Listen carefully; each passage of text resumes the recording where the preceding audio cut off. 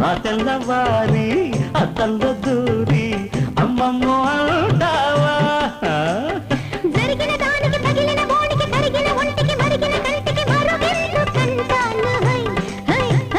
తడబడిపోతే ముడి విడిపోతే తదుపరి అంతే చెమలని వింటే బొదిగుండమంటాను నన్నంటే నువ్వుంటే ఈ లోకాలు దాటి నిన్నందుకుంటానులే